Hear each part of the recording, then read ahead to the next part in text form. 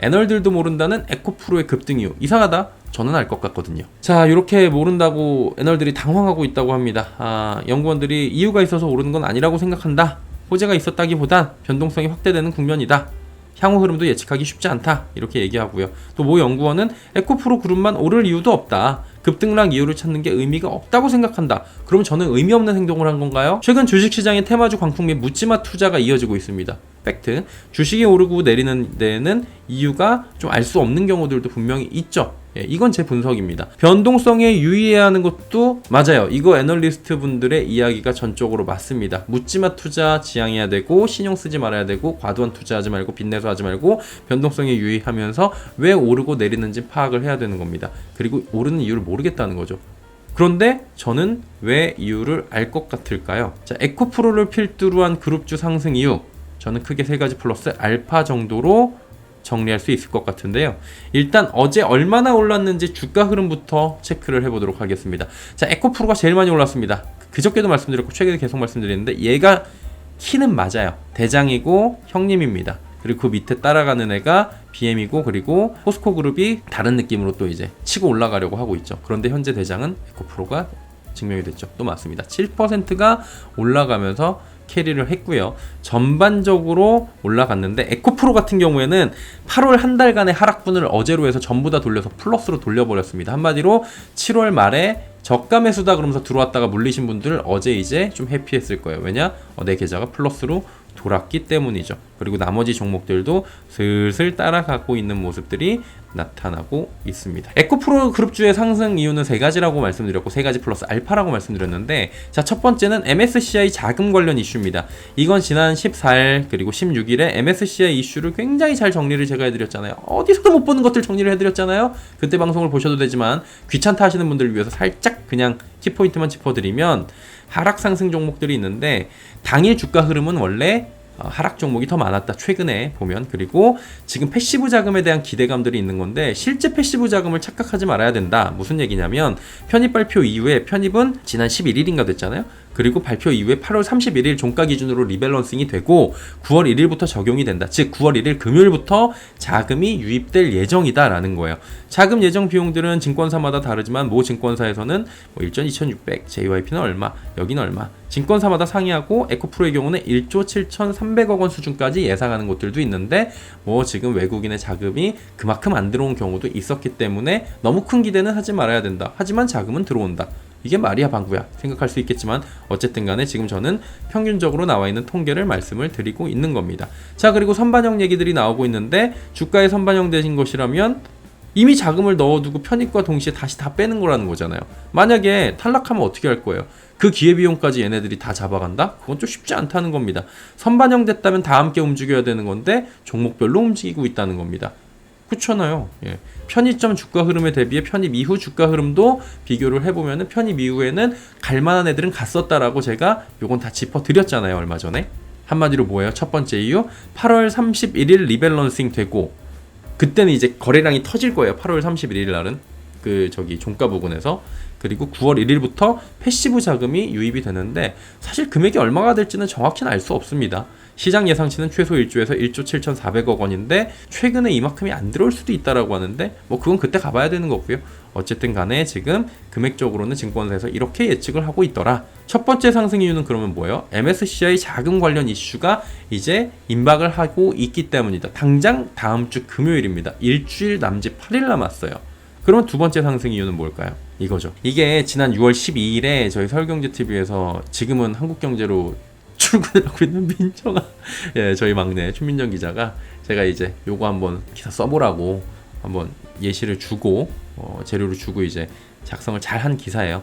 FTSE ET 지수였어요. Environmental Technology인데, ET 지수 같은 경우에는 시장의 예상치만큼 돈이 들어오진 않을 수도 있다는 얘기가 있었어요. 저희가 취재를 해보니까. 그런데 확실한 건 지수에 편입이 됐으니 돈이 들어온다. 그럼 돈이 들어오면 외부 자금, 패시브 자금이 들어오니 어쨌든 간에 여기 보시면 공매도가 큰 만큼 일시적인 쇼 커버링을 위한 자금이 좀 들어올 수 있는 조건이 될 수 있다라고 말씀을 드렸던 거예요. 그래갖고 FTSE ET 지수가 편입이 된다고 요거를 저희가 취재를 해서 전해드린 적이 있었고, 실제로 FTSE ET 지수에는 편입이 된 이후에 그때 당시에 주가가 69만 원이었는데 지금 얼마인지 아실 거예요. 요런 이슈가 지난 6월에는 있었어요. 그리고 최근에는 뭐가 있냐면은 여기 보면은 이제 FTSE ET 인덱스라고 해가지고 여기에 보시면은 이제 코리아의 에코프로가 컴퍼니 네임에 들어와 있습니다. 인클로전에 분명히 있고요. 자, 그러면은 지난번 FTSE ET 지수의 경우엔 추종 자금이 좀 적을 수 있다는 이야기가 있었고요. 편입된 사례가 있었어요. 이번에는 FTSE GEIS 편입에 대한 높은 가능성이 제기되고 있는 게 두 번째 이유입니다. FTSE 지수는 아실 거예요. 영국의 경제지 파이낸셜 타임스, 런던 증권거래소가 공동 설립한 FTSE 인터내셔널이 발표하는 지수고요. MSCI 유럽판이다 이렇게 얘기가 나옵니다. 그리고 요번에 얘기가 나오고 있는 FTSE 글로벌 이쿼티 그 다음에 인덱스 시리즈는 GIS라는 지수는 48개 국가에 8천여 개 종목을 커버하고 있고, 이 지수를 추종하는 자금만 약 1조 5천억 달러, 우리 돈 1690조 원에 달하는 것으로 집계가 되고 있습니다. 그래서 이 안에서 이번에 편입이 되면 얼마가 들어올지에 대해서 각각의 의견이 분분하긴 한데 지난번보다 훨씬 클 것이다, 이렇게 이야기가 나올 수 있겠죠, 합리적으로. 그래서 FTSE 그 다음에 GEIS 에 대한 이야기고요. 그 다음에 요번 리뷰에서 시리즈에서 이제 이야기가 나올 건데, 요게 만약에 편입이 되면 9월 15일 종가 기준이고, 그 다음에 이펙티브하게 되는 거는 23년 9월 18일부터 적용이 돼서 패시브 자금은 그때부터 유입이 될 것이다 라는 얘기예요. 그래서 그때까지는 이제 9월 1일까지는 이 리스트가 변할 수가 있고요. 그 다음에 9월 4일 이후에는 확정이 된다, 이런 얘기들이 이제 considered finally 그런 얘기겠죠? 저도 영어를 잘 못해갖고 보긴 하는데 9월 4일 이후에는 effective monday가 이제 펼쳐지게 된다. 그러면 이제 요게 이제 리스트거든요. 여기 보시면은 라지 캡, 그러니까 리즈는 뭐냐면은 스몰에서 라지로 올라가는 거. 이게 스몰 캡이었는데 스몰에서 라지로 올라가는 게 뭐가 있어요? 에코프로가 있고 HD 현대 얘기하는 것 같은데, 그쵸? HD 현대 얘기하는 것 같고 메리츠 얘기하는 것 같아요. 요 세 개가 이번에 스몰에서 라지로, 미드에서 라지로, 미드에서 라지로 가서 지금 예상 종목이다. 요건 이제 9월 4일 전까지는 좀 변화가 될 수 있긴 한데 현재까지는 추정 종목으로 요런 애들이 지금 나오고 있다 라는 얘기가 지금 나오고 있는 거고요. 제외되는 애들은 CJ 제일제당 뭐 이런 애들이 지금 얘기가 나오고 있는 겁니다. 엑스클루전이니까. 그리고 이제 미드캡 같은 경우에는 좀 참고하시라고, 요런 애들이 지금 인클루전인데, 미드캡은 지금 인클루전은 없습니다.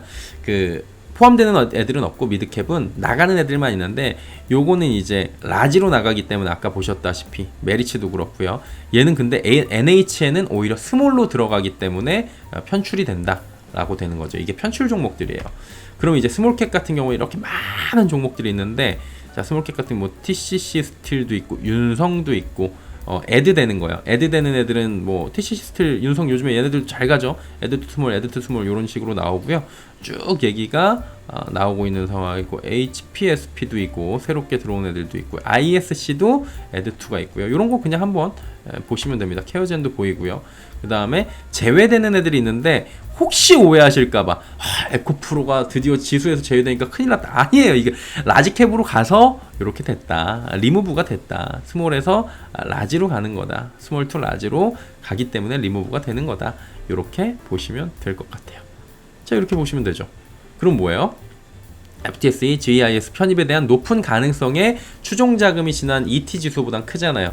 그러면 이거가 편입이 됐을 경우에는 추종 자금이 커지고, 그 추종 자금 유입 기대감이 분명히 시장에 있는 것이 이번에 상승의 두 번째 이유라고 저는 개인적으로 생각합니다. 이건 개인적인 의견입니다.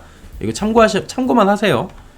자, 그리고 첫 번째 그럼 정리하자. 자금 관련 이슈가 있고요. FTSE 지수 기대감 있고요. 세 번째는 뭘까요? 세 번째 공매도. 이 거래일 전 기준으로 잔고 수량인데 최근에 열심히 지금 갚고 있다가 여기 보시면은 8월 1일자부터 해갖고 다시 공매도 잔고 수량이 에코프로가 늘어나고 있어요. 쭉 갚아서 70만 주까지 내려갔던 게 다시 늘어나서 올라갔다, 최근에 갚았다 올라갔다 하고 있긴 한데, 잔고 금액이 지금 7천억 원대까지 내려갔다가 다시 9천억 원 갔다가 8천억 원대까지 왔어요.